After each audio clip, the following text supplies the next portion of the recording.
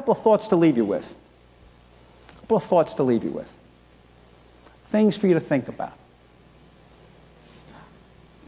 Warning, you are about to see two people you would not expect a retired two-star general in the United States Army to talk to you about. Stay with me, I'm a professional, I've done this before.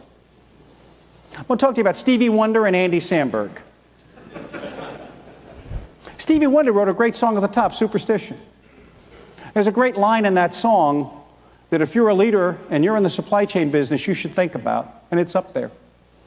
When you believe in things you don't understand, when you believe in things you don't understand, then you suffer. Then you suffer.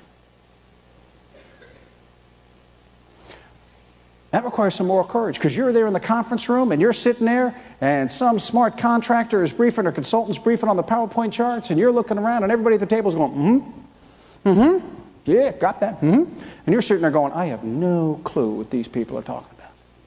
I don't get it. You got to have the moral courage to stand up and go, I don't get this. And that's hard, because when you do that, everybody gives you the stink eye and goes, come on, we got to get out of here, man. What are you doing? But if you don't have the moral courage to do that, and you choose to believe in things you don't understand, it's not just you that's going to suffer. The folks you launch off on that are going to suffer. They're going to suffer. But they're going to remember who sent them off. And your credibility as a leader is going to go down in the trash can.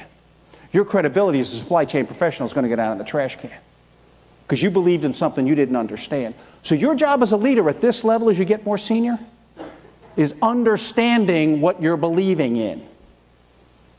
Not saying they're going, well, it sounded good, I think it'll work out. Let me tell you, when it doesn't work out, the consultant won't be there. You have all these great PowerPoint chart briefings, don't you? Here's what we say in the Army. Last time we looked, I haven't seen a PowerPoint chart take an objective. The PowerPoint chart hasn't fixed anything. PowerPoint chart hasn't gotten concrete coming out. PowerPoint chart hadn't built a road. PowerPoint charts are cute, but they're not the answer. When you believe in things you don't understand, you suffer. So remember that. Second, Andy Samberg is Saturday Night Live. He's left Saturday Night Live. He's on Brooklyn Nine-Nine now, another thing on FX. Now, whether you like the show or not, Saturday Night Live is 43 years old. It has passed the test of time. And it's the same routine for 43 years.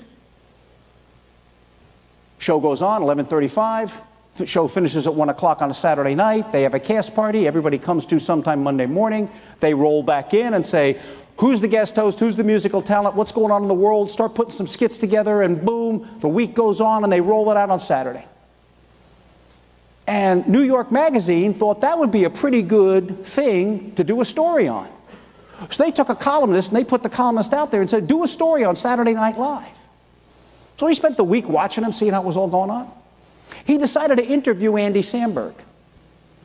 And he said to Andy Samberg, how do you get ready to go on Saturday Night Live? How do you get ready to do this? Andy Samberg's answer is a lesson for all of you. He said, we don't go on because we're ready. We go on because it's 11:35. We don't go on because we're ready. We go on because it's 11:35. Well, General, that's really great, but what's the lesson for me in that? Let me tell you something. Since you've been through the 69 presentations yesterday, 76 presentations today, and the education sessions you had the couple of days before that, you've all had your notebooks out, and you've been writing stuff down you're going to do when you go back home, aren't you? I'm going to fix this. I'm going to work this. I'm going to check that metric. I'm going to check this relationship. I'm going to work it. I'm going to fix some stuff. I'm going to check it. And let me tell you the honest-to-God truth. Between now and the time you get home Monday and you go back to work, you're going to forget about it, and not one of you is going to do a damn thing. Not one of you. Let me tell you why. You're not going to do it because you're going to wait for what doesn't come. You're going to wait for the perfect time. I'll change it next quarter. I'll change it next fiscal year.